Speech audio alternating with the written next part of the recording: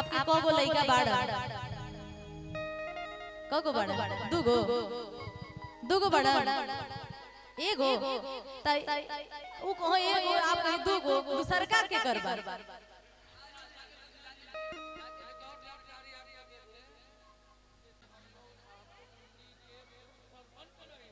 वाह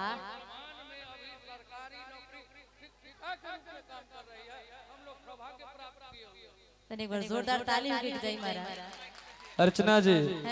ताली ऐसा होके के चाहे कि रिटायर के बाद वो पेंशन मिली भाभी जी के। पहले हमार पेंशन हमारा लड़का होई भैया के तैयारी अगला साल दुगो लड़का बड़ा ना आपके दुगो आ पता नहीं के काले एगो बाटो आपे कहनी मजाक कइलो ना अब थोड़ी कुछ कहते नहीं खुदे कहला ना लेकिन आई कहे के बका कि का करबा पैसा पर पैसा कमा के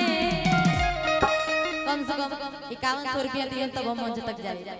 आ जब तक लेब ना तब तक हम जाब हमारा आदत खराब हनु भैया मुड़ी नहीं ऐसे मुस्काने हां जब तक लेब ना तब तक जाब ना अध्यक्ष जी कुछ बोलते नहीं के एनी आवत में तो ओनिया जाता रह आ ओनिया आवत में तो एनिया आवत रह है ना लेकिन अरे वो खड़ा होके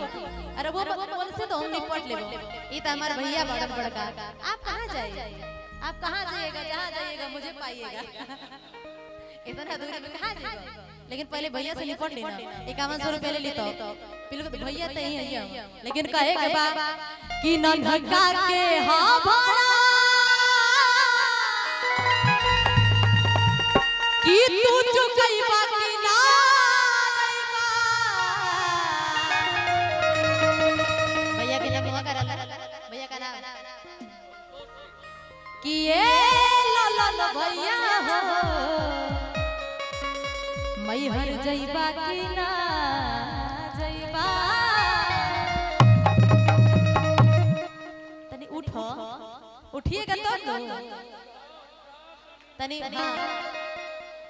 कुछ भी हो लेकिन इन्होंने हमारा बड़ा साथ दिया। एक बार जोरदार तालियों के साथ भैया ए नहीं के चली तो हमरा मिलुओ जाई न तो पता चलल फिर बैठ जाए कान खजुआ तो भैया तो हम होनी चाहे के पड़ी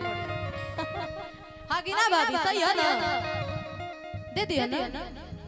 तो निकाल लेकिन आई कहे के बाका कि बबुआ के हां भाला तू चुकई बाकी ना आईबा बबुआ के हां भाला तू चुकई बाकी ना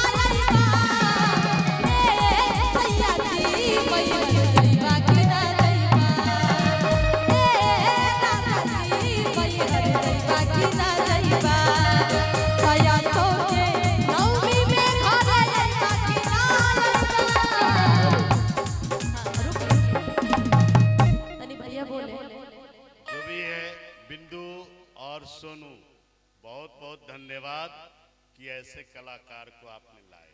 बहुत बहुत धन्यवाद ये आपका आशीर्वाद भी है बहुत बहुत धन्यवाद और रहा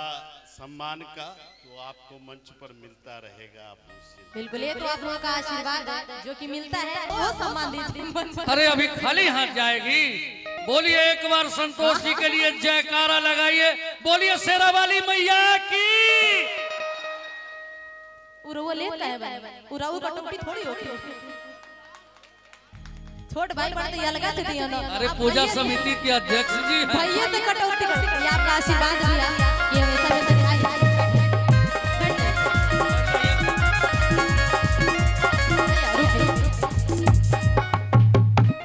ये बहुत प्यारा सा प्यारा आशीर्वाद 1000 रुपए भैया की तरफ से बड़ा भैया का नाम हम भुला जाते संतोष लल्लू भैया जब भुला जाते दोबारा देके बुलवा ले हमें कोनो नहीं हां नो संतोष भैया